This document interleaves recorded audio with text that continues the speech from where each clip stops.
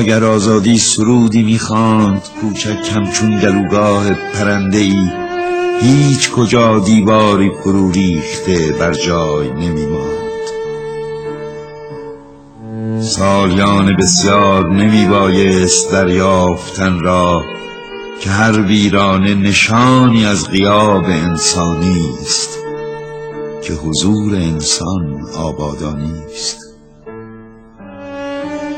همچون زخمی همه عمر خونابه چکنده، همچون زخمی همه عمر به دردی خشک تپنده، به نعره‌ای چشم بر جهان گشوده، به نفرتی از خود شونده.